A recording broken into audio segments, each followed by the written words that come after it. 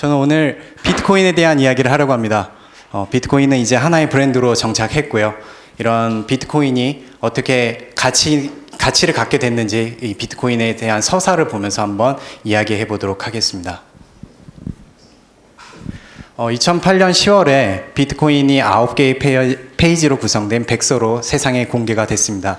이때만 해도 이런 큰 가치를 가질 수 있는 어떤 자산이 될 거라고는 아무도 예상하지 못했습니다.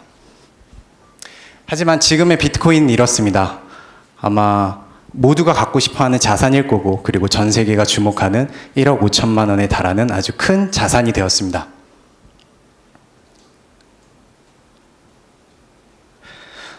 비트코인은 창업자도 되게 모호했고요. 실체도 없이 성장한 브랜드였습니다. 하지만 사람들은 이름을 기억했고 가치를 지닌 존재로 인식했습니다. 그래서 비트코인은 브랜드 없는 브랜드라고 생각합니다. 비트코인의 탄생은 2008년 세계 경제공황에서 과도한 화폐 발행으로 인한 인플레이션, 그로 인해서 사람들은 기존 금융 시스템의 불신을 얻게 되었습니다. 그에 따라 새로운 제안이 나온 게 바로 비트코인입니다. 비트코인은 탈중앙화와 신뢰 없는 거래에 대해서 지속적인 메시지를 보냈고요. 단순 디지털 화폐가 아닌 새로운 경제 질서를 제안한 거나 마찬가지였습니다. 비트코인의 초기 가치는 어땠을까요?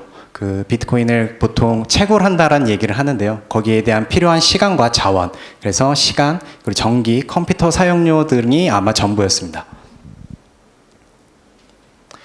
하지만 2010년에 최초의 실물 가치로 인정받은 시기가 있었는데요. 그건 이제 10,000 비트코인을 피자 2판으로 바꾼 사례였고요. 이건 비트코인이 세상과 연결된 어떻게 보면 첫 사례였습니다. 비트코인의 가치가 확산되는 순간들이 있었습니다. 2013년도에는 키프로스 정부가 금융위기 대응의 목적이란 이유로 국민의 예금을 동결하고 몰수하는 일이 있었는데요. 이를 지키기 위해서 국민들은 자산을 비트코인으로 대거 이동을 했습니다. 그리고 2017년도에는 중국에서 자본 유출을 막기 위한 외환 반출을 통제하는 일이 있었는데 중국 부호들이 자신의 자산을 비트코인으로 바꾸고 그거를 다시 달러로 전환하는 일이 있었고요. 이 두 사건이 비트코인의 수요를 증폭적으로 늘렸습니다. 이런 수요가 늘어나면서 거래소들도 다양하게 많이 늘어나게 됐는데요. 이 거래소는 사람들이 비트코인을 되게 쉽고 그리고 빠르게 살 수 있게 해줬고요. 이는 대중화로 연결되었습니다. 이런 대중화는 비트코인을 가진 사람들이 많아졌기 때문에 그들의 정보와 그들의 생각을 공유하는 커뮤니티로 연결이 됐고요. 그 커뮤니티 내에는 그들만의 신념을 가진 어떤 팬덤이 점점점 커지고 있었습니다.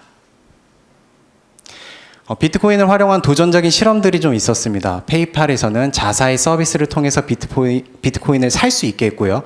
테슬라 같은 경우도 비트코인을 통해 자사의 제품을 구매할 수 있게 했습니다.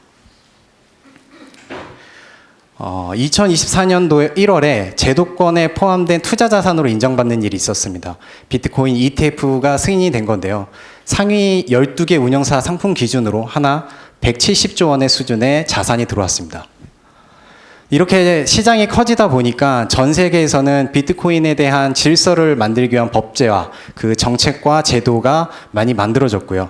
이때쯤이면 비트코인은 단순히 상징뿐만이 아니라 하나의 시장을 이끌어가는 요소가 됐습니다. 비트코인의 가치를 만든 건 기술이 아니었고요. 그 기술을 지지하고 확산하는 사람들이었습니다. 그들이 만들어낸 서사와 유통, 팬덤, 그리고 제도가 비트코인의 가치를 만든 것이고요.